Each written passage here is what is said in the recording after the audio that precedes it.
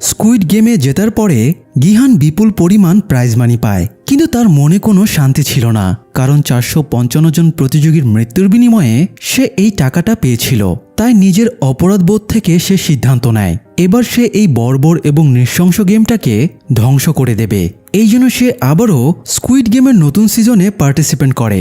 Game শুরুর পরে সে নতুন প্রতিযোগীদের বারবার সতর্ক করে দেয় এই গেমে মৃত্যু নিশ্চিত, কিন্তু লোভের কারণে কেউই তার কথা শোনে না। তবুও গিহান হাল না ছেড়ে কয়েকজনকে নিয়ে একটা দল বানায় এবং গেমের কন্ট্রোলারদের বিরুদ্ধে বিদ্রোহ করে। কিন্তু তার দলে প্রতিযোগীর ছদ্মবেশে গেমের মূল কন্ট্রোলার ফ্রন্টম্যান ইনহো ছিল।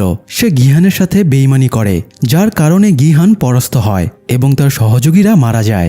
আসুন দেখে আসি স্কুইড গেমের সিজন 3 মৃত্যুর মঞ্চে আর কি কি গেম অপেক্ষা করছে। গেম চলাকালীন গিহান নিজের একটা দল বানায় এবং কৌশলে স্কুইড গেমের গার্ডদের অস্ত্রগুলো বাজেয়াপ্ত করে নেয়। এরপর সে বিদ্রোহ ঘোষণা করলে দুই পক্ষের ব্যাপক গোলাগুলি হয়। গিহান তার অল্প কয়েকজনের দল নিয়ে গেমটাকে ধ্বংসের দ্বারপ্রান্তে পৌঁছে যায়, কিন্তু এই সময়ে গাদ্দারি করে তার সাথে বন্ধু সেজে থাকা গেমের মেইন কন্ট্রোলার ফ্রন্টম্যান ইনহো। এছাড়া তার আরেক সহকারী দেইহো সঠিক সময়ে ম্যাগাজিন ডেলিভারি না দেওয়ায় তারা সহজেই গার্ডদের গুলির তোপে পরাস্ত হয়। বিশেষ করে ইনহোর চাতুরির জন্য গিহানের গ্রুপের সবাই মারা যায়। তাই শেষ আর উপায় না পেয়ে গিহান এবং তার বন্ধু জুংবে আত্মসমর্পণ করে। তখন ইনহো তার নির্ধারিত মাস্ক এবং কস্টিউম পরে ফ্রন্টম্যান সেজে তাদের সামনে আসে। গিহানের এমন কাজের খুব খারাপ পরিণতি হবে এই বলে ফ্রন্টম্যান জুংবেকে মেরে ফেলে। এটা দেখে গিহান ক্ষেপে যায় এবং ফ্রন্টম্যানের দিকে তেড়ে যায়, কিন্তু গার্ডেরা তাকে চেপে ধরে থাকায় সে নিরুপায় হয়ে কাঁদতে শুরু করে। এদিকে গিহানের দলে থাকা লাস্ট লোকটাকেও গার্ড নৌল গুলি চালিয়ে দেয়। লোকটা অনুরোধ করে তাকে বলে তার একটা বাচ্চা আছে, ওর জন্য হলেও নৌল যেন তাকে ছেড়ে দেয়। তো নৌল তাকে বলে বেঁচে থাকতে চাইলে সে যেন চোখ বন্ধ করে মরার মতো অভিনয় করে। এরপর নৌল লোকটাকে গার্ডদের হাতে তুলে দেয়, যারা মূলত এখানে এলিমিনেটেড হওয়া পার্টিসিপেন্টদের অর্গান বাইরে পাচার করত। নৌল গার্ডকে বলে সেও তাদের দলে যোগ দিতে চায় এবং তারা কিভাবে কাজ করে সেটা দেখতে চায়। নৌল যেহেতু তাদের অলরেডি হেল্প করছে, তাই গার্ড তাকে সাথে নিতে রাজি হয়ে যায়। এরপর লাশগুলোকে কফিনে ঢোকানো হয় সৎকারের জন্য। কিছু কফিন আলাদা করে অর্গান বের করার জন্য নিয়ে যাওয়া হয়, আর একটা কফিন গণরুমে পাঠানো হয়। এই কফিনের মধ্যে গিহানকে রাখা ছিল। ইয়ঞ্জু দ্রুত কফিন খুলে গিহানের পালস চেক করে দেখে সে এখনো বেঁচে আছে, অর্থাৎ ফ্রন্টম্যান এখনো গিহানকে না মেরে বাঁচিয়ে রেখেছে। বেশ কিছুক্ষণ কেটে যাবার পরে গিহানের জ্ঞান ফেরে। গিহান চারিদিকে তার গ্রুপের সদস্যদের দেখতে না পেয়ে তাদের ব্যাপারে জিজ্ঞেস করলে ইয়ঞ্জু জানায় ওরা আর কেউই বেঁচে নেই। এটা শুনে গিহান হতাশ হয়ে বসে পড়ে। এ সময় গার্ডেরা গণরুমে প্রবেশ করে এবং জানায় 35 জন প্লেয়ার এলিমিনেটেড হয়ে গেছে, তাই আপাতত টিকে আছে 60 জন। 35 জন এলিমিনেটেড প্লেয়ারের টাকাগুলো কাচের ভোল্টে জমা হয়ে যায়। ফলে মোট প্রাইজ মানি দাঁড়ায় 39.6 বিলিয়নে, যা 60 জনের মধ্যে ভাগ করে দিলে এক একজন 660 মিলিয়ন করে পাচ্ছে। তো গার্ডেরা নিয়ম অনুযায়ী আবারও গেমের পক্ষে বিপক্ষে ভোটের আয়োজন করে। গিহান তাদের ওপরে চিৎকার চেঁচামেচি করছিল, তাই গার্ডেরা তাকে আটকে রাখে এবং বাকিদের ভোট দিতে আমন্ত্রণ জানায়। তো আবারও শুরু হয় গেম চালিয়ে যাবার পক্ষে বিপক্ষে ভোট। শেষ পর্যন্ত গেম চালিয়ে যাবার পক্ষে ভোট বেশি পড়ায় গেম কন্টিনিউ রাখার সিদ্ধান্ত নেওয়া হয়। এদিকে গার্ড নৌলকে তাদের সিক্রেট জায়গায় নিয়ে যায়, যেখানে লাশের শরীর থেকে অর্গান বের করা হয়। সেখানে আরও কয়েকজন গার্ডও ছিল। নৌল একটু আগে যে প্লেয়ারকে বাঁচিয়েছে তার অর্গান বের করার জন্য বেডে তোলা হয়। ঠিক সেই মুহূর্তে নৌল আচমকা গুলি করে সেখানে থাকা সব গার্ডকে মেরে ফেলে। তবে সে সার্জারি ডাক্তারকে বাঁচিয়ে রাখে, কারণ প্লেয়ারটা অতিরিক্ত রক্তক্ষরণে সেন্সলেস হয়ে গিয়েছিল। প্লেয়ারটাকে বাঁচানোর জন্য সে ডাক্তারকে নির্দেশ দেয়। এমনকি নৌল নিজের শরীর থেকে রক্তও ডোনেট করে। অন্যদিকে জুনহো তখনও স্কুইড গেমের প্লেসটা খুঁজে বেড়াচ্ছিল। সে ম্যাপ ধরে আশেপাশের বিভিন্ন দ্বীপ মার্ক করে রাখছিল। তার আর অল্প কয়েকটা জায়গায় খোঁজা বাকি ছিল। যদিও এরই মধ্যে ফ্রন্টম্যানের ইনফর্মার ক্যাপ্টেন পার্ক ফ্রন্টম্যানকে তাদের গতিবিধি সম্পর্কে জানিয়ে দিয়েছে। ফ্রন্টম্যান বিপদ সংকেত দেখে পার্ককে নির্দেশ দিয়েছে সে যেন জুনহো সহ সবাইকেই মেরে ফেলে। যাই হোক, জুনহো ম্যাপ নাড়াচাড়া করছিল, তখন মিস্টার চোই তার কাছে আসে। চোয়ের সন্দেহ গতরাতে ড্রোন অপারেটরের নিখোঁজ হবার পেছনে ক্যাপ্টেন পার্কের হাত রয়েছে, কারণ সে ঘুমাতে যাবার আগে পার্কের হাতে একটা স্ক্রুড্রাইভার দেখেছিল। জুনহো চোয়ের কথায় বিরক্ত হয়ে বলে, কয়েক বছর আগে সে যখন মৃত্যুশয্যা ছিল তখন ক্যাপ্টেন পার্কই তার জীবন বাঁচিয়েছিল, তাই সে ক্যাপ্টেন পার্ককে বিশ্বাস করে। এটা শোনার পরে চোই নিজের রুমে চলে যায়। এদিকে ইয়নজু, ইয়নসিক এবং জিয়মজার কাছ থেকে গিহান জানতে পারে তাদের গার্ডদের কাছে হেরে যাবার পেছনে দেইহো দায়ী। সে ম্যাগাজিন নিতে এসে আর ফেরত যায়নি, যার কারণে সময় মতো ম্যাগাজিনের সাপ্লাই না থাকায় তাদের লোকেরা সহজেই গার্ডদের কাছে পরাস্ত হয়ে গিয়েছিল। এটা শোনার পর থেকে গিহানের দেইহোর ওপরে ক্ষোভ জন্মায়। সকালে ঘুম ভেঙে দেইহো দেখে গিহান তার দিকে একাধারে তাকিয়ে আছে। তার তাকানো দেখে দেইহো বিচলিত হয়ে পড়ে। এরপর সব প্লেয়ারদের নেক্সট গেমের জন্য প্লেগ্রাউন্ডে নিয়ে যাওয়া হয়। প্লেগ্রাউন্ডে যাবার পথে তারা দেখতে পায় বিদ্রোহী অনেক প্লেয়ারের লাশ ঝুলিয়ে রাখা হয়েছে। এগুলো সবার জন্য একটা সিগন্যাল, যাতে কেউ একই ভুল আর না করে। যাই হোক, নতুন প্লেগ্রাউন্ডে একটা বল মেশিন রাখা ছিল। মেশিনের ভেতরে রেড এবং ব্লু রঙের বল ছিল। মেশিনের চাবি ঘোরালে যে কোনো রঙের একটা করে বল বেরিয়ে আসছিল। সব প্লেয়ারদের চাবি ঘুরিয়ে নিজেদের ভাগের বলটা সংগ্রহ করে নিতে বলা হয়। একে একে সবার বল সংগ্রহ করা হয়ে গেলে এই রাউন্ডের গেমের রুলসগুলো বলা হয়। মাস্কড ম্যানেজার জানায় এই গেমের নাম হাইড অ্যান্ড সিক, বাংলায় যেটা লুকোচুরি খেলা আর কি। তো বলের রঙের ওপরে নির্ভর করে প্লেয়ারেরা ব্লু এবং রেড টিমে ভাগ হয়ে যাবে। ব্লু টিমের কাজ হলো প্লেগ্রাউন্ডের কোনো সেফ জায়গায় লুকিয়ে পড়া অথবা কোনো সেফ এক্সিট দিয়ে বেরিয়ে যাওয়া, আর রেড টিমের কাজ হলো ব্লু টিমের প্লেয়ারদের খুঁজে বের করে মেরে ফেলা। যদি রেড টিমের কেউ ব্লু টিমের কাউকে মেরে ফেলে তাহলে সে এই রাউন্ড জিতে যাবে, কিন্তু নির্ধারিত সময়ের ভেতরে রেড টিমের কেউ ব্লু টিমের কোনো প্লেয়ারকে মারতে ব্যর্থ হলে সে এলিমিনেটেড হয়ে যাবে এবং তাকে মেরে ফেলা হবে। আর পুরো খেলাটা শেষ করার জন্য তাদের 30 মিনিট সময় দেওয়া হবে। এছাড়া ব্লু টিমের প্লেয়ারদের একটা করে চাবিও দেওয়া হয়েছিল। এই চাবিগুলো দিয়ে তারা প্লেগ্রাউন্ডের বিভিন্ন দরজা খুলে সামনে এগোতে পারবে। তবে ইন্টারেস্টিং ব্যাপার হলো কোনো দরজা একবার খুললে সেটা আর বন্ধ করা যাবে না। তো এক্ষেত্রে স্বাভাবিক দৃষ্টিতে ব্লু টিমের জন্য সুবিধা হয়ে যাচ্ছে, কিন্তু স্কুইড গেমে তো সবাইকে সমান সুযোগ দেওয়া হয়। এই জন্য রেড টিমের সবাইকে একটা করে ধারালো ছুরি দেওয়া হয়, যাতে তারা ব্লু টিমের প্লেয়ারদের খুঁজে বের করে হত্যা করতে পারে। এবার দুই টিমের প্লেয়ারদের ভেতরে বেশ উত্তেজনা তৈরি হয়ে যায়। কেউ মনে করছিল ব্লু টিমের জন্য খেলাটা সহজ, কারণ তাদের কাছে চাবি আছে, তারা যে কোনো জায়গায় লুকিয়ে সময়টা পার করে দিতে পারবে। আবার কেউ কেউ মনে করছিল রেড টিমের জন্য খেলাটা সহজ, কারণ তাদের হাতে অস্ত্র আছে। এইটুকু জায়গার ভেতরে তারা খুব সহজে ব্লু টিমের প্লেয়ার খুঁজে বের করে মেরে ফেলতে পারবে। তো মাস্কড ম্যানেজার তাদের সুবিধার্থে জানায় কেউ যদি নিজের টিম নিয়ে অসন্তুষ্ট থাকে তবে সে খেলা শুরু হবার আগে অপোজিট টিমের কারোর সাথে নিজের টিম বদলে নিতে পারবে। এই বলে সে প্লেয়ারদের কিছু সময়ের জন্য টিম বদলের সুযোগ দিয়ে চলে যায়। প্লেয়ার মিয়ঙ্গি ব্লু টিমে ছিল এবং জুনহি রেড টিমে ছিল। মিয়ঙ্গি জানত জুনহির পক্ষে কাউকে খুন করা সম্ভব না। জুনহি কাউকে খুন করতে ব্যর্থ হলে তাকে এবং তার গর্ভের সন্তানকে মরতে হবে। এই জন্য মিয়ঙ্গি জুনহির সাথে টিম বদলে নিতে চায়। মিয়ঙ্গির ওপর থেকে জুনহির অভিমান তখনও কাটেনি, তাই সে মিয়ঙ্গির অফার রিজেক্ট করে দেয়। তখন মিয়ঙ্গি বলে, তাহলে খেলা শুরুর পরে আমি তোমার সামনে গিয়ে দাঁড়াবো, তুমি আমাকে মেরে ফেলবে, আমার জীবনের বিনিময়ে তুমি এবং আমাদের সন্তান বেঁচে যাবে। মিয়ঙ্গির কথায় এবার জুনহি বেশ ইমোশনাল হয়ে যায়, তবে টিম বদলের ব্যাপারে সে কোনো মত দেয় না। এদিকে ইয়নসিক ছিল ব্লু টিমে আর তার মা জিয়মজা ছিল রেড টিমে। জিয়মজা বৃদ্ধা মহিলা, সে ইয়াং বয়সে স্বামীর হাতে বেদম মার খেয়েছে, তবুও কখনো টু শব্দটাও করেনি। তার পক্ষে কাউকে খুন করা সম্ভব না, তাই ইয়ংসিক মায়ের সাথে টিম বদলে নিতে চায়। জিয়মজা বলে, ছোটবেলায় পাড়ার ছেলেদের কাছে মার খেয়ে বাড়ি ফিরে ভ্যা ভ্যা করে কাঁদতি, তুই কিভাবে কাউকে খুন করবি? ইয়ংসিক বলে সে যেভাবেই হোক দুর্বল কাউকে খুঁজে খুন করে ফেলবে।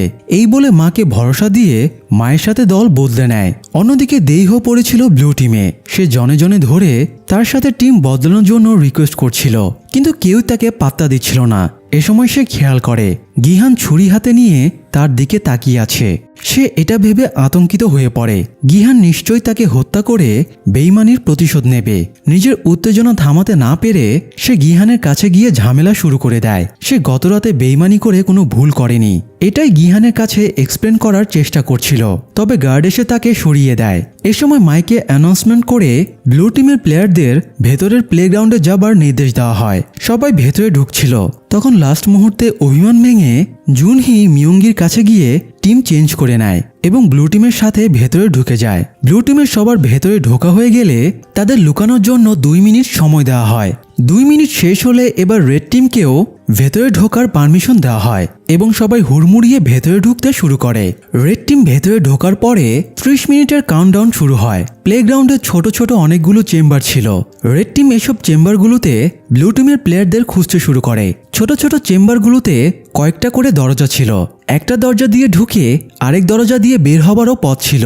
ইয়নজু, জুনহি এবং জেওমজাকে নিয়ে সেফ এক্সিট খোঁজার চেষ্টা করতে থাকে। এ সময় সে খেয়াল করে তাদের সবাইকে চাবি দেওয়া হলেও চাবিগুলোর শেপ একরকম না।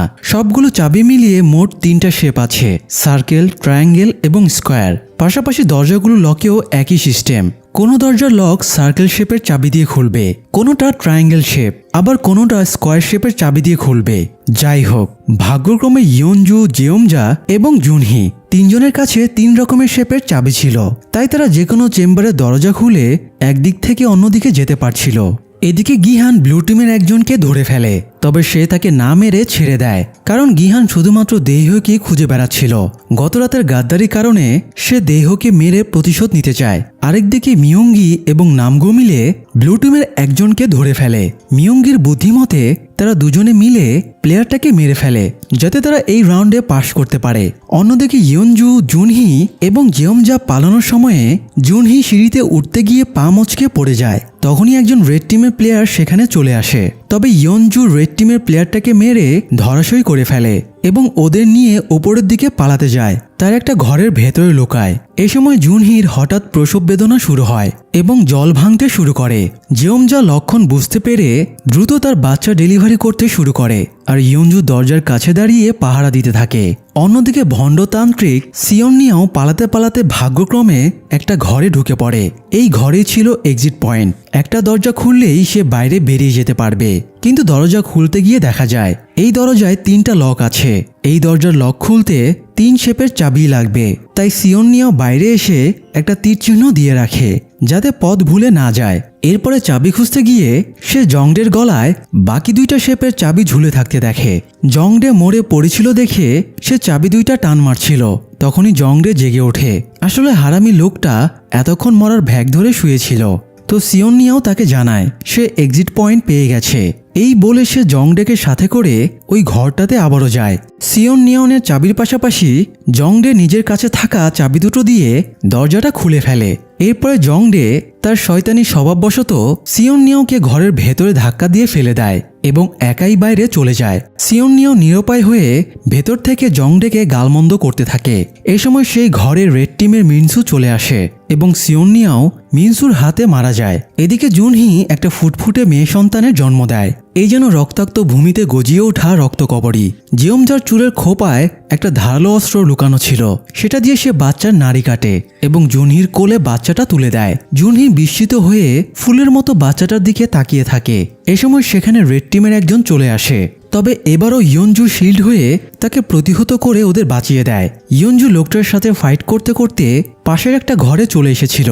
এই ঘরেই এক্সিট পয়েন্ট ছিল। ইয়নজুর কাছে যেহেতু 3টা শেপেরই চাবি ছিল, তাই সে সহজেই দরজাটা খুলে ফেলে। সে চাইলে একা বাইরে বেরিয়ে যেতে পারত, কিন্তু তা না করে সে আবারও জেওমজা এবং জুনহির কাছে যায় যাতে তাদেরকেও সে বাঁচাতে পারে। কিন্তু হঠাৎ পেছন থেকে মিয়ঙ্গি তাকে ছুরি ঢুকিয়ে দেয়। ইয়নজু এতক্ষণ মিয়ঙ্গির গার্লফ্রেন্ড এবং বাচ্চাকে প্রোটেক্ট করলো, অথচ আবার তার হাতেই ইয়নজুকে মরতে হলো। জুনহি এই দৃশ্য দেখে নির্বাক হয়ে মিয়ঙ্গির দিকে ঘৃণা ভরে তাকিয়ে থাকে।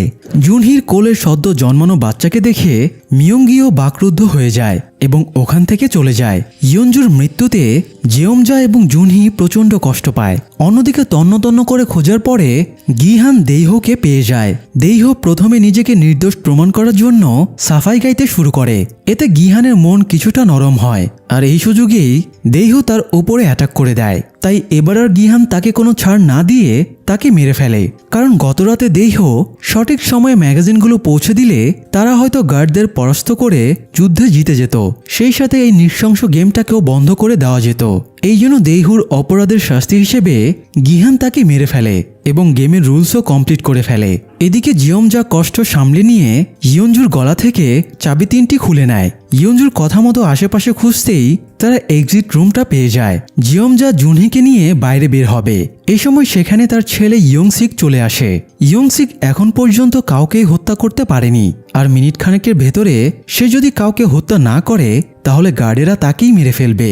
ইয়ংসিক জুনহিকে মেরে নিজের টাস্ক কমপ্লিট করতে চাইছিল, কিন্তু জিয়মজা তাকে বাধা দিয়ে বলে, তুই আমাকে মেরে ফেল, আমার অনেক বয়স হয়েছে, আমি যথেষ্ট বেঁচেছি, আমার আর না বাঁচলেও হবে, তুই আমাকে খুন করে নিজের টাস্ক কমপ্লিট কর। নিজের মাকে নিজের হাতে খুন করার সাহস ইয়ংসিকের ছিল না, তাই মাকে ধাক্কা দিয়ে সরিয়ে সে জুনহির সামনে গিয়ে দাঁড়ায়। ইয়ংসিক জুনহিকে হত্যার জন্য ছুরি তুলতেই এ সময় জিয়মজা তার লুকানো অস্ত্রটা ইয়ংসিকের পিঠে ঢুকিয়ে দেয়। জুনহি এবং বাচ্চাটাকে বাঁচাতে জিয়মজা নিজের একমাত্র ছেলেকে স্যাক্রিফাইস করে। সেই সাথে এই রাউন্ডের গেমটাও কমপ্লিট হয়ে যায়। এদিকে গিহান অনুশোচনায় সুইসাইডের চেষ্টা করে, কিন্তু গার্ড এসে তাকে আটকে দেয়। এত সহজে তাকে ওরা মরতে দেবে না। যাই হোক, স্কুইড গেম এনজয় করার জন্য গেমের সমস্ত হোস্ট বা ভিআইপিরাও এসেছিল। তবে এক্সট্রা থ্রিল নিতে তারা এই রাউন্ডে গার্ডের পোশাক পরে তাদের ভেতরেই ছিল। এই রাউন্ড শেষে এলিমিনেটেড হয়েও বেঁচে যাওয়া প্লেয়ারদের তারা খুব আনন্দের সাথে গুলি করে মেরে ফেলে। এরপরে নিজেদের আসল রূপে ফিরে আসে। এদিকে রাউন্ড ক্লিয়ার করা সবাই এক এক করে গণরুমে ফিরে আসে। নামগুর কাছে একটা ক্রুশ ছিল। এই ক্রুশের ভেতরে কয়েকটা ড্রাগের ট্যাবলেট ছিল। ক্রুশটা সে গত সিজনে মরে যাওয়া প্লেয়ার থানোসের কাছ থেকে পেয়েছিল, তো সে এই ক্রুশের ভেতরে থাকা ড্রাগ সেবন করত। খেলা চলাকালীন সময়ে সে ক্রুশটা হারিয়ে ফেলেছে, যার কারণে সে নেশার তাড়নায় ছটফট করছিল। সে বাইরে গিয়ে ওটা খোঁজার জন্য ছটফট করতে শুরু করে, তবে গার্ডেরা নিয়ম মেনে তাকে আর বাইরে যেতে দেয় না। যদিও নামগুয়ের ক্রুশটা মিনসু কুড়িয়ে পেয়েছে। মিনসু অতি ভদ্র এবং হার্মলেস একটা ছেলে, তার পক্ষে কাউকে খুন করাও সম্ভব না। এই জন্য সে একটা ড্রাগের ট্যাবলেট সেবন করেছিল। এটার প্রভাবেই সে এই রাউন্ডে সিয়ন নিয়াওকে খুন করে রাউন্ড ক্লিয়ার করেছিল। যাই হোক, একটু পরে গার্ডেরা এসে চতুর্থ রাউন্ড শেষে ফলাফল জানায়। এই রাউন্ডে 35 জন এলিমিনেটেড হয়ে গেছে এবং টিকে আছে 25 জন। এতে মোট প্রাইজ মানি দাঁড়িয়েছে 43.1 বিলিয়নে, যেটা প্রত্যেকের ভাগে পড়েছে 1.724 বিলিয়ন করে। এরপরে প্লেয়ারেরা খেলবে নাকি বাড়ি চলে যাবে এটা নির্ধারণের জন্য রাউন্ড শেষে ভোটাভুটি শুরু করা হয়। এদিকে নোউইলের রেস্কিউ করা প্লেয়ারটার জ্ঞান ফিরে আসে। তখন সে ডাক্তারকে মেরে ফেলে, আর প্লেয়ারটাকে একজন গার্ডের ড্রেস এবং মাস্ক পরিয়ে দিয়ে তাকে নিয়ে রেস্ট হাউসের দিকে ঢুকে পড়ে। অন্যদিকে জুনহো তার টিম নিয়ে আবারও সাগরে নেমে পড়ে। তারা ড্রোন দিয়ে আশেপাশের এলাকা খুঁজে দেখছিল। এ সময় জুনহোর কাছে চোইয়ের ফোন আসে। চোই জানায় সে ক্যাপ্টেন পার্কের এলাকায় খোঁজখবর নিয়েছে। এখানে কেউই তাকে চেনে না, কেউ তার বাড়ির ঠিকানা এমনকি পরিবারের ব্যাপারেও কিচ্ছু জানে না। তাই সে জুনহোকে ক্যাপ্টেন পার্কের কাছ থেকে সাবধানে থাকতে বলে। এরপরে চোই খুঁজে খুঁজে পার্কের বাড়িটা বের করে। চোইয়ের অ্যাসিস্ট্যান্ট তাকে অনুচিতভাবে কারো বাড়িতে ঢুকতে বারণ করে, তবুও সে ভেতরে ঢুকে যায়। বাড়িতে একটা কুকুর দড়ি দিয়ে বাঁধা অবস্থায় ছিল। পার্কের বাড়িতে চোই একটা ফটো পেয়ে যায়। ফটোতে ক্যাপ্টেন পার্ক এবং স্কুইড গেমের প্লেয়ার খোঁজার সেই রিক্রুটারকে একসাথে দেখা যাচ্ছিল। এটা দেখেই চোই শিওর হয়ে যায় ক্যাপ্টেন পার্ক ও স্কুইড গেমের লোক। এ সময় হঠাৎ পার্কের কুকুরটা দড়ি ছিঁড়ে চলে আসে এবং চোইয়ের ওপরে অ্যাটাক করে। তাই বাধ্য হয়ে চোই কুকুরটাকে গুলি করে মেরে ফেলে। তবে কুকুরের হাত থেকে বেঁচে গেলেও এ সময় পুলিশ চলে আসে এবং তাকে গ্রেফতার করে থানায় নিয়ে যায়। এদিকে ভিআইপিরা প্লেয়ারদের ভোটাভুটি নিয়ে খুবই উৎসুক ছিল। প্রতি রাউন্ড শেষে এত টাকা পেয়েও প্লেয়ারেরা অতি লোভে আবারও গেমের পক্ষে ভোট দেয়। এটা দেখে তারা খুবই আনন্দ পায়। তো ভোট শুরু হলে ম্যাক্সিমাম প্লেয়ার ভোটের পক্ষে ভোট দিচ্ছিল। তাই জিয়মজা সবাইকে অনুরোধ করে বলে জুনহি এবং তার বাচ্চারার কথা ভেবে অন্তত তারা যেন গেমটা বন্ধের পক্ষে ভোট দেয়। তাদের নিজেদের টাকা কম পড়লে প্রয়োজনে জিয়মজার টাকা নিয়ে নিক, তবুও তারা গেমটা বন্ধ করুক। কিন্তু কেউই তার অনুরোধকে তোয়াক্কা করে না। আরও টাকার লোভে অনর্গল গেমের পক্ষে ভোট পড়তে থাকে এবং শেষ পর্যন্ত গেমটা কন্টিনিউ রাখা হয়। এদিকে সার্জারি রুমের ঘটনাটা মাস্ক অফিসার জেনে যায় এবং ইনকোয়ারি শুরু করে। সে জানতে পারে এর পেছনে নোউল জড়িত। তবে ততক্ষণে নোউল তার রুমে পৌঁছে গিয়েছিল। নোউল মাস্ক অফিসারের দিকে গান পয়েন্ট করে বলে আগামীকাল তাকে এবং 16 নম্বর গার্ডকে যেন বাইরে ডিউটিতে পাঠানো হয়। মাস্ক অফিসার বলে এখান থেকে পালানো সম্ভব না। নোউল থ্রেট দিয়ে বলে ভিআইপিরা অলরেডি এখানেই আছে, তাই তাদেরকে এখান থেকে যেতে না দিলে সে এবার ভিআইপিদের পেছনে লাগবে। তো মাস্ক অফিসার এবং নোয়েলের কথা মেনে নেয়। রাতে ক্লান্ত হয়ে জুনহি এবং বাচ্চাটা ঘুমিয়ে পড়ে। জিয়মজা সারাক্ষণ তাদের খেয়াল রাখছিল। গিহান তখনও খাওয়া দাওয়া না করে হতাশ হয়ে বসেছিল। সে ভোটাভুটিতেও অংশ নেয়নি। জিয়মজা গিহানের কাছে গিয়ে বলে গিহানের এত অনুশোচনার প্রয়োজন নেই। সে কোনো ভুল করেনি। সে যা করেছে সবাইকে বাঁচানোর জন্যই করেছে। এরপর জিয়মজা ছেলের গল্প বলা শুরু করে। ইয়ংসিক খুবই আদর্শবান ছেলে ছিল, কিন্তু ব্যবসায় লস খেয়ে সে বিগড়ে যায়। এরপর সে জুয়া খেলে সর্বস্ব হারিয়ে ফেলে। একদিন সে মদ খেয়ে মাতাল হয়ে বাড়ি ফেরায়। জিয়মজা তাকে অনেক গালমন্দ করে উল্টাপাল্টা কথা বলেছিল, এমনকি ছেলের মৃত্যু কামনাও করেছিল, যার কারণে সেদিন রাতেই ইয়ংসিক ঘুমের ওষুধ খেয়ে সুইসাইডের চেষ্টা করে। মুমূর্ষু ছেলেকে ঠেলাগাড়িতে করে নিয়ে যাবার সময়ে জিয়মজা বারবার প্রার্থনা করছিল সৃষ্টিকর্তা যেন এবারের মতো ইয়ংসিককে বাঁচিয়ে দেয়, তাহলে সে আর কখনই ছেলের মৃত্যু কামনা করবে না। কিন্তু ভাগ্যের এমনই পরিহাস, আজ সেই ছেলেকে জিয়মজা নিজের হাতেই মেরে ফেলল। জিয়মজা গিহানকে রিকোয়েস্ট করে সে যেন জুনহি এবং তার বাচ্চাটাকে বাঁচানোর জন্য ব্যবস্থা নেয়। গিহান ফ্রাস্ট্রেটেড হয়ে গিয়েছিল, তাই সে জানায় সে কারো দায়িত্ব নিতে পারবে না। জিয়মজা বোঝায় তারা নিজেরা না হয় টাকার জন্য এখানে এসেছে, কিন্তু বাচ্চাটা তো আর টাকার জন্য আসেনি। সে এই মৃত্যুপুরীতে জন্মাতে চায়নি, তাই বাচ্চাটাকে প্রোটেক্ট করা তাদের দায়িত্ব। জিয়মজা গিহানের হাত পা ধরে তাকে অনুরোধ করে সে যেন যেভাবেই হোক বাচ্চাটাকে বাঁচায়। এরপর সে নিজের জায়গায় চলে যায়। মাঝরাতে হঠাৎ সাইরেন বেজে ওঠে এবং কফিন নিয়ে কয়েকজন গার্ড চলে আসে। সবাই ভাবছিল এত রাতে আবার কে মরল। তখন গিহান ঘাড় ঘুরিয়ে দেখে জিয়মজা গলায় ফাঁস দিয়ে সুইসাইড করেছে। ছেলেকে হত্যার অনুশোচনা নিয়ে সে বাঁচতে পারবে না, এই জন্য সেও মৃত্যুর পথ বেছে নিল। যাই হোক, সকালে প্লেয়ারদের পঞ্চম রাউন্ডের জন্য প্লেগ্রাউন্ডে নিয়ে যাওয়া হয়। জিয়মজার মৃত্যুতে গিহানের বেশ খারাপ লাগছিল, তাই সে জিয়মজার লাস্ট রিকোয়েস্টটা রাখার জন্য জুনহির বাচ্চাটাকে প্রোটেক্ট করার সিদ্ধান্ত নেয়। জুনহির পায়ে গত রাতের চোটে বেশ ইনজুরি হয়েছিল, সে ঠিকমতো হাঁটতেও পারছিল না। গিহান জুনহির কাছ থেকে বাচ্চাটাকে নিজের কোলে নেয় যাতে বাচ্চাটা একটু সেফ থাকতে পারে। ভিআইপিরা পঞ্চম রাউন্ডের গেম দেখার জন্য একদম মুখিয়ে ছিল। একজন ভিআইপির প্রপোজাল দেয় তারা যদি বাচ্চাটাকেও এই গেমে পার্টিসিপেট করে দেয় তাহলে গেমটা আরো মজাদার হয়ে যাবে। বাচ্চাটার মা বাচ্চাটাকে বাঁচানোর জন্য কি স্ট্রাগল করবে এটা দেখে তারা খুবই আনন্দ পাবে। তো সবাই প্লেগ্রাউন্ডে গিয়ে দেখতে পায় এই জায়গাটা অনেক উঁচু। এপার থেকে ওপারে যাবার জন্য জাস্ট একটা চিকন সাঁকো রয়েছে। সাঁকোর দুই প্রান্তে দুটো পুতুল দাঁড়িয়ে আছে। তাদের এই পাশ থেকে সাঁকো দিয়ে অপর পাশে পৌঁছাতে হবে। মাইকে অ্যানাউন্সমেন্ট করে জানানো হয় এই গেমটার নাম জাম্প রোপ, আমাদের বাংলায় যেটাকে দড়ি খেলা বা দড়িঝাঁপ বলা হয়। তো এই দুটো বিশাল রোবোটিক পুতুলের হাতে একটা দড়ি ধরা আছে। এই দড়িটার প্রতি মুহূর্তে সাঁকোর ওপর দিয়ে দোল খেলবে। প্লেয়ারদের কাজ হলো এই দড়ির ওপর দিয়ে লাফিয়ে লাফিয়ে এই ব্রিজটা পার হওয়া। তারা যদি সঠিক মুহূর্তে লাফ দিতে ব্যর্থ হয় তাহলে দড়িতে বাড়ি খেয়ে একদম নিচে পড়ে মরে যাবে। প্লেয়ারেরা এই পাশ থেকে ও পাশে যাবার জন্য 20 মিনিট সময় পাবে। এই সময়ের ভেতরে কেউ ওই পাশে যেতে ব্যর্থ হলে সেও মরে যাবে। তো এরপরে 20 মিনিটের কাউন্টডাউন শুরু হয়ে যায়। গিহান জুনহির পা চেক করে দেখে বাজে অবস্থা, সে কোনোভাবেই দড়ি লাফিয়ে ওপারে যেতে পারবে না। জুনহি তো দূরে থাক, যারা সুস্থ প্লেয়ার ছিল তারাও পার হবার সাহস পাচ্ছিল না। দড়িটা এত দ্রুত দুলছিল যে এই ব্রিজ পার হওয়া প্রায় অসম্ভব। এ সময় মিনসু ভয়ে অস্থির হয়ে যায়। সে ক্রুজটা খুলে দেখে ভেতরে জাস্ট একটা ড্রাগের ট্যাবলেট আছে। ট্যাবলেটটা বের করে নিয়ে সে ক্রুজটা নামগুকে দেখিয়ে ব্রিজের ওপরে ছুঁড়ে মারে। ড্রাগের নেশায় মত্ত হয়ে নামগু লাফিয়ে লাফিয়ে প্রায় অর্ধেক ব্রিজ পার হয়ে ক্রুজটা উদ্ধার করে, কিন্তু ক্রুজ খুলেই দেখে ভেতরে ট্যাবলেট নেই।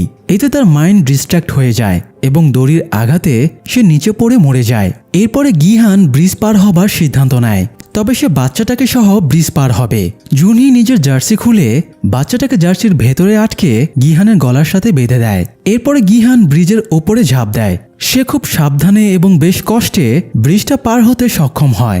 ব্রিজ পার হয়ে গিহান জুনহিকে অপেক্ষা করতে বলে। সে আবারও ফিরে গিয়ে জুনহিকে পার করে আনবে, কিন্তু ততক্ষণে বাকি পার্টিসিপেন্টরাও ব্রিজের উপরে উঠে এসেছিল, তাই ওরা পার না হওয়া পর্যন্ত তাদের অপেক্ষা করা ছাড়া আর উপায় নেই। গিহানের পরে আরেকজন পার্টিসিপেন্ট পার হয়ে যায়, তবে সে আবার শয়তানি শুরু করে। সে ব্রিজের মাথায় দাঁড়িয়ে থাকে এবং যেই পার হয়ে আসে তাকে লাথি বা ধাক্কা মেরে ফেলে দিতে থাকে যাতে তার প্রাইজ মানির টাকা বেড়ে যায়। এই বদমাসটার ভয়ে অন্য পার্টিসিপেন্টরা এগিয়ে আসার সাহস পাচ্ছিল না, এতে অনেক সময় নষ্ট হচ্ছিল। তাই গিহান তাকে হুমকি ধামকি দিয়ে সরিয়ে দেয় এবং বাকিদের পার হয়ে আসার সুযোগ দেয়। সবাই পার হলেও জুনহি গিহানের জন্য অপেক্ষা করছিল। মিয়ঙ্গি তখন তার কাছে গিয়ে আলগা পিরিত দেখিয়ে বলে, চলো তুমি আমার সাথে পার হও। জুনহি ঘৃণা ভরে মিয়ঙ্গিকে বলে, তুমি ইয়ঞ্জুকে কেন মারলে? তুমি কি জানো ও কতবার আমাকে এবং আমার বাচ্চাকে বাঁচিয়েছে? অথচ তুমি আমার দেওয়া ছুরি দিয়েই তাকে হত্যা করলে। মিয়ঙ্গি বোঝানোর চেষ্টা করে সে না জেনে এটা করেছে। সে শুধুমাত্র জুনহি এবং বাচ্চাটাকে প্রোটেক্ট করতে চেয়েছিল আর এখান থেকে বেরিয়ে সুন্দর জীবন গড়তে চেয়েছিল। মিয়ঙ্গি আবারও জুনহিকে পার করতে চাইলে এবার জুনহি নিজের পায়ের অবস্থা মিয়ঙ্গিকে দেখায়। জুনহির পায়ের অবস্থা দেখে মিয়ঙ্গির হাওয়া বেরিয়ে যায়। সে স্বার্থপরের মতো একাই ব্রিজ পার হয়ে ওপারে চলে যায়। এভাবে অনেকে পার হয়ে আসে, আবার অনেকেই মারা পড়ে। অনেকে পার হয়ে আসায় সেই বদমাসটা এবার রেগে গিয়ে গিহানকে অ্যাটাক করে। তাই গিহান নিজেকে ডিফেন্ড করতে তাকে ধাক্কা দিয়ে ফেলে দেয় এবং সে মরে যায়। সবশেষে ড্রাগের লাস্ট ট্যাবলেটটা সেবন করে মিনসু পার হয়ে যায়, কিন্তু ততক্ষণে আর মাত্র 1 মিনিট সময় বাকি ছিল। তবুও গিহান এই সময়ের ভেতরে জুনহিকে পার করে আনতে চাইছিল। জুনহি জানতো এটা একদমই অসম্ভব। এটা করতে গেলে গিহানও মারা যাবে। তাই জুনহি নিজেকে স্যাক্রিফাইস করার সিদ্ধান্ত নেয়। মরার আগে সে গিহানকে নিজের বাচ্চার দায়িত্ব দিয়ে যায়। এদিকে মার্কস অফিসার নৌল এবং অন্য প্লেয়ারটাকে বাইরে ডিউটিতে পাঠায়। সে নৌলকে গতরাতে খাবারের ভেতরে করে বাইরের গেটের চাবিও দিয়েছিল। তাই যে পথ দিয়ে তারা অর্গান স্মাগলিং করত, নৌল সেই পথ দিয়ে বাইরে পালিয়ে যায়। অন্যদিকে পঞ্চম রাউন্ড শেষ করে প্লেয়ারেরা গণরুমে ফিরে আসে।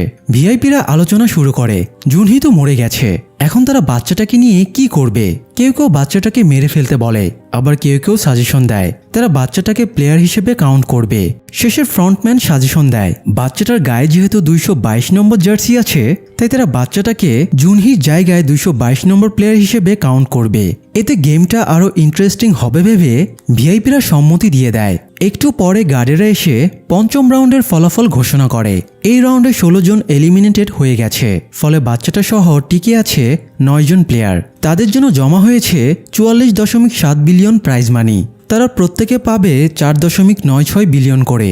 বাচ্চাটাকেও প্লেয়ার হিসেবে ধরা হচ্ছে। এটা শুনে বাকিরা হইচই শুরু করে দেয়। তারা প্রাণ বাজি রেখে খেলে এতদূর এসেছে, অথচ বাচ্চাটা না খেলে মায়ের পেট থেকে বেরিয়েই প্রায় 5 বিলিয়ন পেয়ে যাচ্ছে। এটা নিয়ে তারা দ্বিমত পোষণ করে। বাচ্চাটার জন্য তাদের মাথাপিছু 700 মিলিয়ন করে কমে যাচ্ছে। এটা তারা মানতে পারছিল না। এই জন্য তারা বাচ্চাটাকে মেরে ফেলার জন্য তেড়ে যায়। তবে গার্ডেরা তাদের থামিয়ে বলে, এখন থেকে গেমের বাইরে আর কাউকে হত্যা করা যাবে না। তারা এবার থেকে ফেয়ার প্লে নিশ্চিত করবে। তো পঞ্চম রাউন্ড ক্লিয়ার করে ফাইনাল রাউন্ডে পৌঁছানোর জন্য গার্ডেরা সব পার্টিসিপেন্টকে ভালো ড্রেস এবং ভালো খাবার উপহার হিসেবে দেয়। এদিকে চোইকে থানায় নিয়ে গিয়ে জিজ্ঞাসাবাদ করলে সে পুলিশকে সমস্ত ঘটনা বলে দেয়, কিন্তু পুলিশ তার এই আজগুবি কথাবার্তা বিশ্বাস করছিল না। এক পর্যায়ে পুলিশ ক্যাপ্টেন পার্ককে ফোন করে এবং জানায় চোই নামের একজন তার বাড়িতে চুপি চুপি ঢুকেছিল। সে চোইকে চেনে কিনা। চোইয়ের নাম শুনে পার্ক চমকে ওঠে এবং বুঝে যায় চোই তার আসল পরিচয় জেনে গিয়েছে। সে পুলিশকে বলে দেয় চোইকে সে চেনে না। তখন চোই আবার পুলিশের কাছ থেকে নিজের মোবাইলটা কেড়ে নিয়ে দৌড় দেয় এবং দ্রুত জুনহোকে ফোন দিয়ে পার্কের সিক্রেট জানিয়ে দেয়। পার্কও অবশ্য ততক্ষণে অ্যাকশন শুরু করে দিয়েছিল। সে একটা রাইফেল দিয়ে জুনহোর ক্রুয়ের সবাইকে মেরে ফেলে। শেষে শুধু একজন স্পেশাল ফোর্সের এজেন্ট বেঁচে ছিল। পার্ক তাকে জুনহো কোথায় আছে জিজ্ঞেস করে। ঠিক তখনই পেছন থেকে জুনহো পার্ককে অ্যাটাক করে।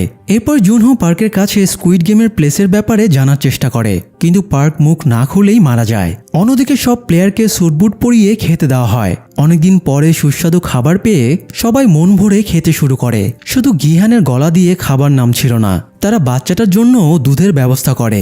খাওয়া শেষ হলে মাস্ক ম্যানেজার জানায় এবার তাদের নেক্সট রাউন্ডের খেলা হবে কিনা এই ব্যাপারে ভোট গ্রহণ শুরু হবে। সে নেক্সট রাউন্ডের ব্যাপারে কিছুটা হিন্টসও দেয়। সে জানায় নেক্সট রাউন্ডে কে এলিমিনেটেড হবে সেটার ব্যাপারে প্লেয়ারেরাই সিদ্ধান্ত নেবে।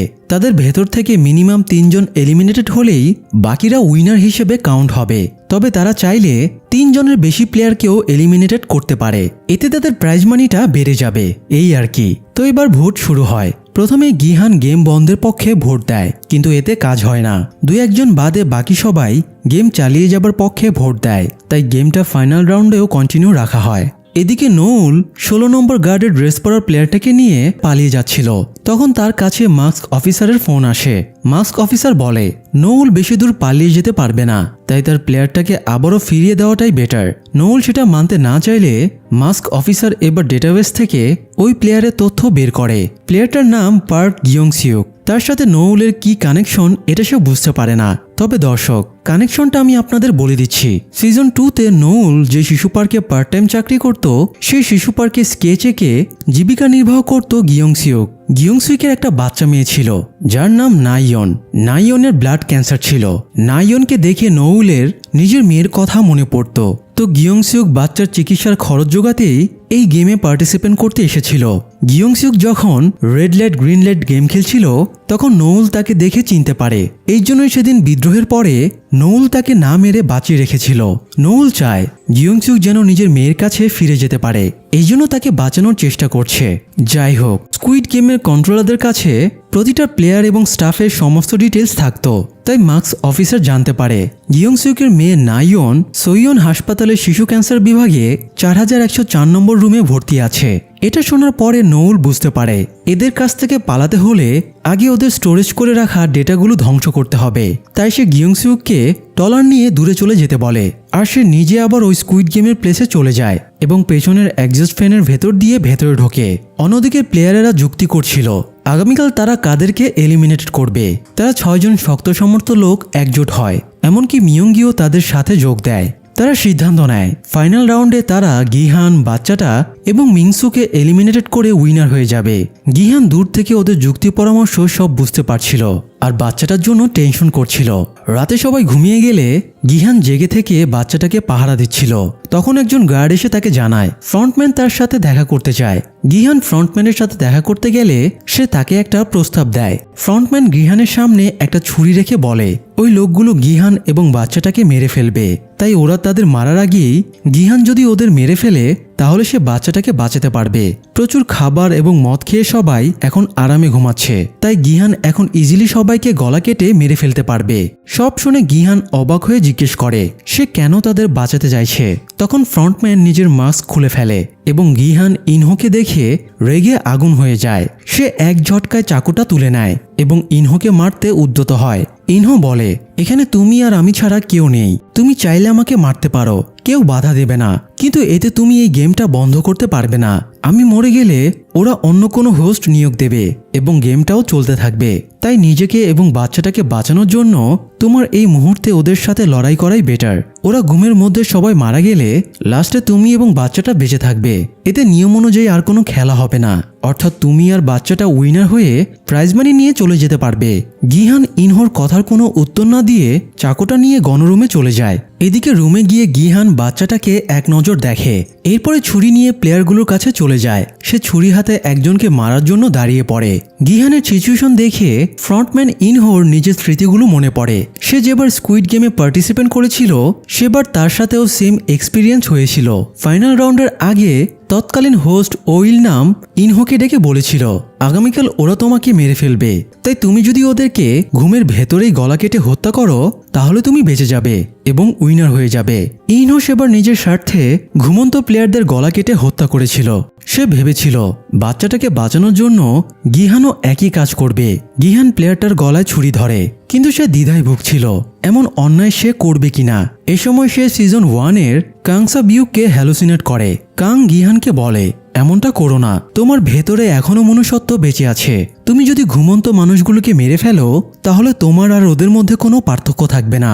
গিহান এবার প্লেয়ারের গলা থেকে ছুরিটা সরিয়ে আনে এবং সেখান থেকে সরে যায়। গিহানের কাণ্ড দেখে ইনহো বিস্মিত হয়ে যায় এবং বুঝতে পারে গিহান সব দিক থেকেই তাদের চেয়ে বেটার।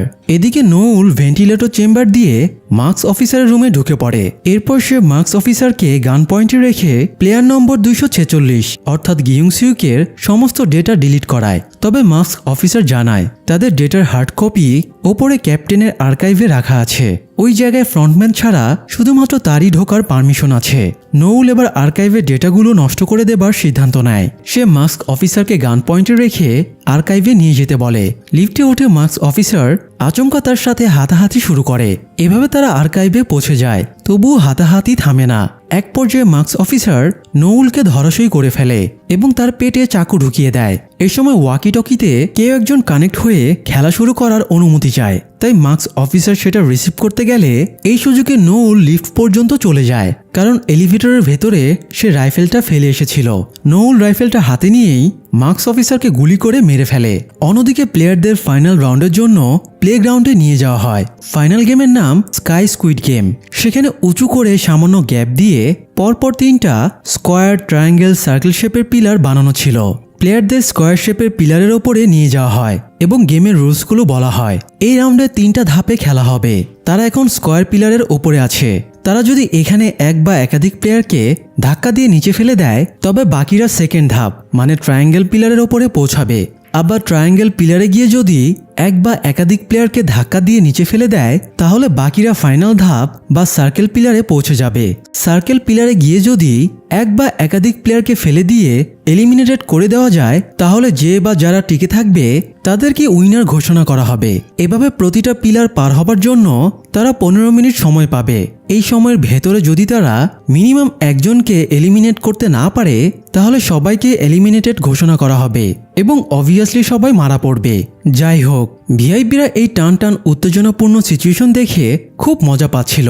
তারা তো অলরেডি ধারণা করেই নিয়েছিল মিনসু, গিহান এবং বাচ্চাটাকে ওরা এলিমিনেটেড করে দেবে। তবে তারা জাস্ট দেখতে চেয়েছিল কে আগে এলিমিনেটেড হয় আর কে পরে এলিমিনেটেড হয়। তো প্লেয়ারেরা আলোচনা শুরু করে তারা কাকে এলিমিনেটেড করবে। প্রথমে সবাই সম্মত হয় তারা বাচ্চাটাকে ফেলে দেবে, কারণ জুনহি মরে যাবার পরে বাচ্চাটা তার জায়গা দখল করে বসে আছে।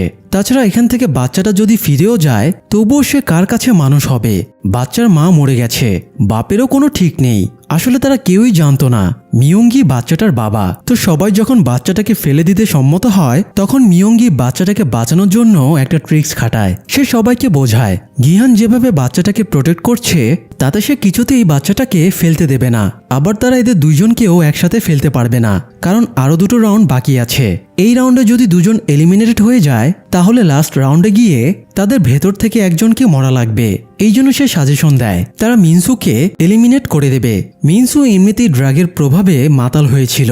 সে একবার থানোসকে হ্যালুসিনেট করছিল, তো আরেকবার নামগুকে হ্যালুসিনেট করছিল। তার মাথার কোনো ঠিক ছিল না। তবে সবাই যখন তার দিকে এগিয়ে আসছিল, মৃত্যু ভয়ে সে অ্যাগ্রেসিভ হয়ে যায়। কেউ তার কাছে ধাক্কা মারার জন্য যেতে সাহস পাচ্ছিল না।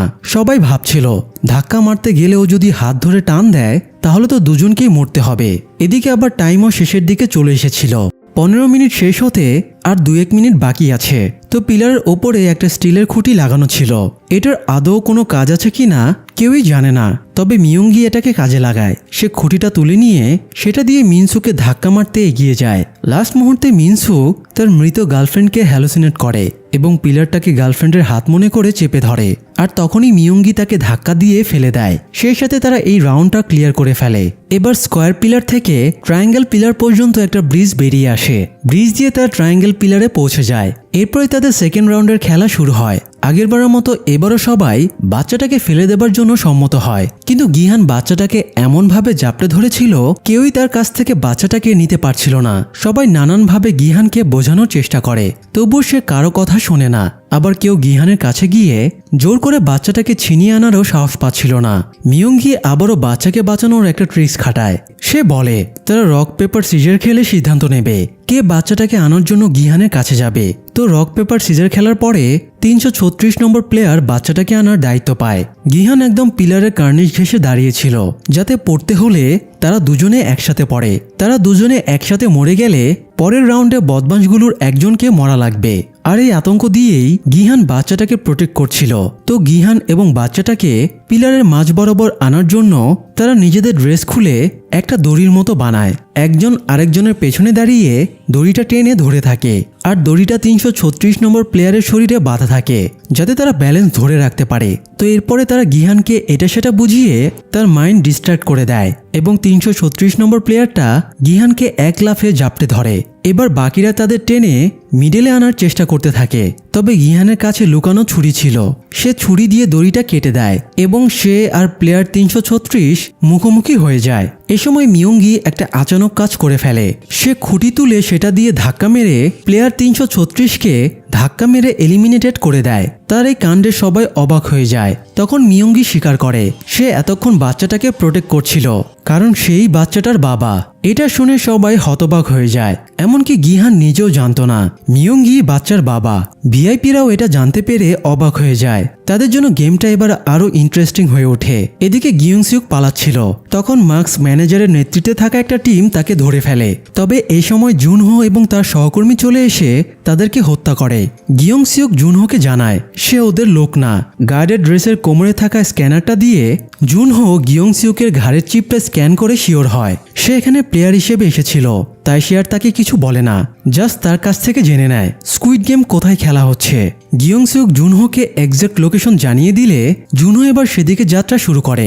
অন্যদিকে প্লেয়ারেরা এবার কনফিউজড হয়ে যায় নেক্সট রাউন্ডে তারা কাকে এলিমিনেট করবে, কারণ মিয়ঙ্গি এখন গিহানের সাথে জোট বেঁধেছে। তাই তারা নিজেদের ভেতরে দুর্বল একজনকে বলির পাঠা বানায়। তারা প্লেয়ার 39কে হঠাৎ মারধর শুরু করে এবং পা ভেঙে তাকে আহত করে দেয়। পরের ধাপে গিয়ে তারা একেই নিচে ফেলে দেবে এবং গেম কমপ্লিট করে প্রাইজ মানি নিয়ে চলে যাবে। কিন্তু এই নৃশংসতা গিহানের পছন্দ হচ্ছিল না, তাই সে ছুরি ধরে সবাইকে সাবধান করে দেয়। তখন একজন গিহানের ওপরে ঝাঁপিয়ে পড়ে। গিহান সেলফ ডিফেন্সের জন্য তাকে ছুরি দিয়ে মেরে ফেলে। এবার মিয়ঙ্গিও হাতাহাতির এক পর্যায়ে একজন প্লেয়ারকে নিচে ফেলে দেয়। এরপরে সে জংডেকেও নিচে ফেলে দেয়। মিয়ঙ্গির প্ল্যান ছিল এরা সবাই মরে যাবে।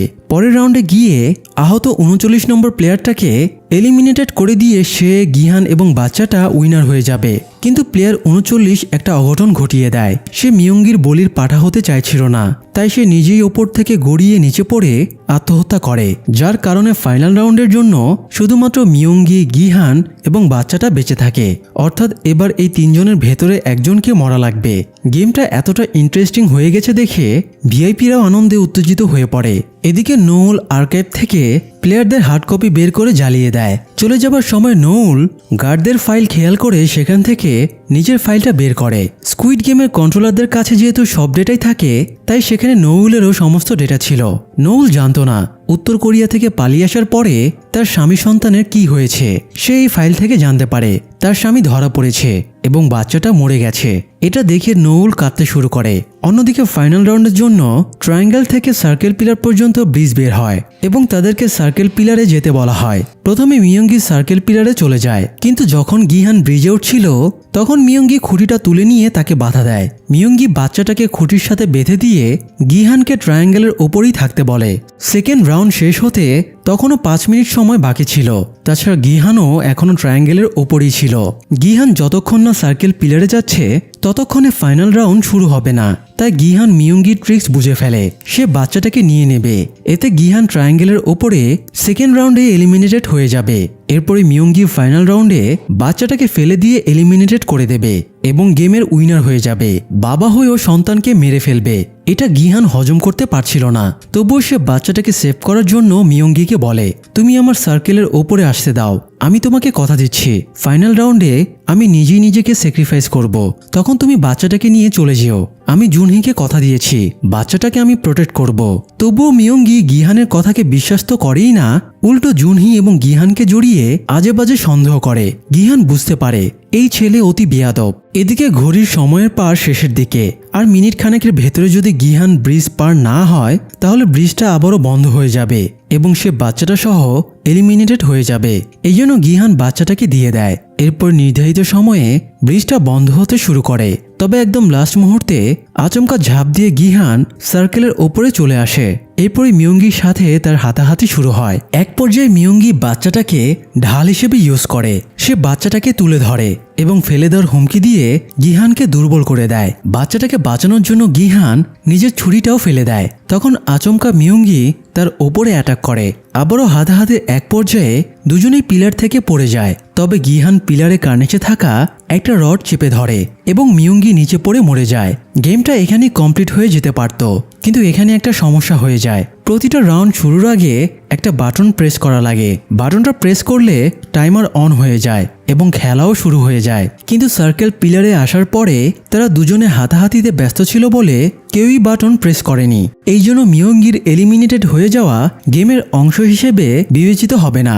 অর্থাৎ এখন বাচ্চা অথবা গিহান দুজনের ভেতরে একজনকে মরা লাগবে, তবেই গেমটা কমপ্লিট হবে। ভিআইপিরা ধরেই নিয়েছিল গিহান বাচ্চাটাকে ফেলে দিয়ে আবারও উইনার হয়ে যাবে। সেই সাথে স্কুইড গেমের ইতিহাস তৈরি হবে, কারণ এখন পর্যন্ত কেউ দুবার স্কুইড গেমের উইনার হতে পারেনি। এদিকে জুনহো এবং তার সহযোগী কিম কোস্টগার্ডদের খবর দিয়ে নিয়ে এসেছিল। জুনহো ততক্ষণে সুইমিং স্যুট পরে স্কুইড গেমের প্লেসেও চলে গিয়েছিল। ফ্রন্টম্যান এই নিউজটা পেয়ে যায়। তাদের রাডারে কোস্টগার্ড আসার সিগন্যাল দিচ্ছিল। নৌলও ততক্ষণে আর্কাইভ পুড়িয়ে দিয়ে বসে গেমের ফাইনাল রাউন্ড দেখছিল। ভিআইপিরা অধীর আগ্রহে অপেক্ষা করছিল কখন গিহান বাচ্চাটাকে ফেলে দিয়ে উইনার হয়ে যাবে। তারা এত বছর ধরে গেম চালাচ্ছে, তাই তারা মানুষের স্বভাব সম্পর্কে জানে। মানুষ নিজের স্বার্থে তার আপনজনকেও হত্যা করতে ছাড়ে না। সেখানে এই বাচ্চাটা তো গিহানের কেউই হয় না। গিহান বাটন প্রেস করে টাইমার চালু করে বাচ্চাটাকে নিয়ে পিলারের ধারে গিয়ে দাঁড়ায়। তবে গিহান তো বাকি মানুষদের মতো না। তাছাড়া সে এখানে এসেছিল গেমটা বন্ধ করতে। তবে সে গেম বন্ধ করতে না পারলেও বিকৃত মানসিকতার ভিআইপিদের ধারণাকে ঠিকই পাল্টে দিতে পারবে। গিহান বাচ্চাটাকে পিলারের উপরে শুইয়ে দেয়। এরপর সে ভিআইপি এবং ফ্রন্টম্যানের উদ্দেশ্যে বলে, আমরা রেসের ঘোড়া না, আমরা হলাম মানুষ। এই বলে সে নিজের মনুষ্যত্বের প্রমাণ দিতে পিলার থেকে ঝাঁপ দিয়ে নিজেকে স্যাক্রিফাইস করে। গিহান এরকম করবে এটা ভিআইপিদের ধারণারও বাইরে ছিল। তারা সবাই স্তব্ধ হয়ে যায়। নিজের মৃত্যুর মধ্য দিয়ে গিহান এই বর্বর মানুষগুলোর মুখে লাথি মেরে যায়। যাই হোক, গেম কমপ্লিট হতেই ফ্রন্টম্যান ইমার্জেন্সি সিচুয়েশন অ্যালার্ট করে, কারণ কোস্টগার্ড এদিকে এগিয়ে আসছিল। এখানে যাতে কোনো প্রমাণ না থাকে এই জন্য সবগুলো টাইম বোমা অ্যাক্টিভেট করে দেওয়া হয়। 30 মিনিট পরে পুরো জায়গাটা ধ্বংস হয়ে যাবে এবং কোনো প্রমাণ থাকবে না। ইমার্জেন্সি সিচুয়েশন জারি হতেই ভিআইপি এবং সব গার্ডেরা পালিয়ে যায়। গার্ডদের সাথে ছদ্মবেশে নৌলও বেরিয়ে যায়। ততক্ষণে জুনহো ভেতরে ঢুকে পড়েছিল। ফ্রন্টম্যান চলে যাবার আগে বাচ্চাটাকে উদ্ধার করতে যায়। সে পিলারে গিয়ে বাচ্চাটাকে কোলে তুলে নেয়। ওই সময় জুনহো ইনহোকে দেখতে পায়। অবশেষে আরও একবার দুই ভাই মুখোমুখি হয়। জুনহোর হাতে রাইফেল ছিল। সে ইনহোকে মেরে ফেলতে চায়, কিন্তু শেষ পর্যন্ত গুলি চালাতে পারে না। ইনহো বাচ্চাটাকে নিয়ে সেফ এক্সিট দিয়ে বেরিয়ে যায়। ততক্ষণে বোমা ব্লাস্টের সময় হয়ে গিয়েছিল, তাই জুনহো দ্রুত বাইরে বেরিয়ে আসে।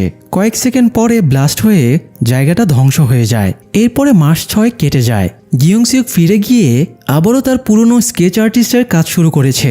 নৌল একদিন স্কেচ বানানোর বাহানায় তার সাথে দেখা করতে যায়। গিয়ংসিউকের নৌলকে বেশ চেনা চেনা লাগছিল। আসলে স্কুইড গেম থেকে পালানোর সময়ে নৌল পুরোটা সময় মাস্ক পরেছিল, তাই গিয়ংসিউক তার চেহারা দেখতে পায়নি। তবে হয়তো নৌল এখানে যখন কাজ করত তখন গিয়ংসিউক কোনো সময় তাকে দেখেছে, এই জন্যই তাকে চেনা চেনা লাগছিল। একটু পরে গিয়ংসিউকের মেয়ে নাইয়ন বাবার কাছে দৌড়ে আসে। বাচ্চাটা এখন বেশ সুস্থ। নৌল মূলত বাচ্চাটাকে দেখতে এসেছিল। সে বাচ্চাটাকে একটা ক্যান্ডি দিয়ে সেখান থেকে চলে যায়। নৌল গাড়িতে উঠছিল, তখন তার কাছে দালালের ফোন আসে। দালাল জানায় নৌল বাচ্চার যেমন ডিটেলস দিয়েছিল সেই ডিটেলস চায়নাতে একটা বাচ্চার সাথে মিলে যাচ্ছে। হতে পারে ওটাই নৌলের মেয়ে। নৌল কোনো উত্তর না দিয়ে তার ফ্যামিলি ফটোটা দেখতে থাকে। এদিকে চই 6 মাস জেল খাটার পরে ছাড়া পায়। জুনহো গিয়ে তাকে রিসিভ করে আনে। ফেরার পথে চই জানতে পারে গিহান হোটেলে যে টাকাগুলো রেখেছিল সেগুলো গায়েব হয়ে গেছে। কেউ সেগুলো নিয়ে গেছে। তারা বুঝতে পারছিল না কে এই কাজ করেছে। তো এরপরে জুনহো নিজের অ্যাপার্টমেন্টে ফিরে এলে দেখে কেউ জুনহির বাচ্চাটাকে সেখানে রেখে গেছে। বাচ্চার সাথে একটা খামও রাখা ছিল। সে খাম খুলে একটা ক্রেডিট কার্ড পায়। সে দ্রুত কার্ডটা এটিএম বুথে ঢোকায়। বাচ্চাটার গায়ে যেহেতু 222 নম্বর জার্সি ছিল, তাই সে 0222 পিন ইনপুট দিয়ে কার্ডের অ্যামাউন্টটা দেখেই চমকে ওঠে। বাচ্চাটার উইনিংয়ে 45.6 বিলিয়ন ওন এই অ্যাকাউন্টে জমা হয়ে গেছে। হয়তো ইনহো জুনহোর কাছে বাচ্চাটাকে এবং তার টাকাগুলো পাঠিয়েছিল, যাতে জুনহো বাচ্চাটাকে সঠিকভাবে মানুষ করতে পারে। অন্যদিকে নৌল জানে না তার মেয়ে বেঁচে আছে কিনা। তবুও সে দালালের বলে দেওয়া জায়গায় গিয়ে চেক করতে চায়। এই জন্য সে চীনের উদ্দেশ্যে ফ্লাইট বুক করে এয়ারপোর্টে চলে যায়। এ সময় দালাল তাকে ফোন দিয়ে সব প্রসেস বলে দেয় এবং জানায় চীনে নামার পরে এয়ারপোর্টে কেউ একজন তার জন্য অপেক্ষা করবে। এদিকে ইনহো আমেরিকা চলে যায়, কারণ সেখানে গিহানের মেয়ে তার মা এবং সৎ বাবার সাথে থাকতো। ইনহো গিহানের মেয়ের সাথে দেখা করে। গিহানের মেয়ে তার ওপরে অভিমান করেছিল, ইনহো জানায় তার বাবা মারা গেছে। সে একটা বক্স মেয়েটার হাতে তুলে দেয়। এই বক্সের ভেতরে গিহানের স্কুইড গেমের জার্সিটা ছিল। এছাড়া একটা ক্রেডিট কার্ডও ছিল, যাতে গিহানের আগের বার উইনিংয়ের অবশিষ্ট টাকা ছিল। তো বক্সটা মেয়েটাকে দিয়ে ইনহো গাড়িতে করে চলে যাচ্ছিল। তখন সে স্কুইড গেমের আমেরিকান একজন রিক্রুটারকে আরেক আমেরিকানের সাথে দাগজি খেলতে দেখতে পায়। রিক্রুটার ইনহোকে দেখতে পেয়ে একটা মুচকি হাসি দেয়। অর্থাৎ স্কুইড গেম আর কোরিয়ার মধ্যে সীমাবদ্ধ নেই, বরং এটা এখন ইন্টারন্যাশনাল গেম হয়ে উঠেছে, যার নৃশংসতা ছড়িয়ে পড়েছে বিশ্বজুড়ে। এই গেম আর কখনো বন্ধ হবে কিনা জানা নেই, তবে সিরিজটা এখানেই শেষ হয়ে যায়। দর্শক, আপনাদের চাহিদার শীর্ষে থাকা স্কুইড গেমের সিজন 3ও আমরা এক্সপ্লেন করলাম। স্কুইড গেমের আর কোনো সিজন আসবে কিনা এটা অনিশ্চিত, তবুও এটাকে লাস্ট সিজন ধরে নিয়ে এবারের সিজন আপনাদের কেমন লেগেছে কমেন্ট বক্সে জানাতে পারেন।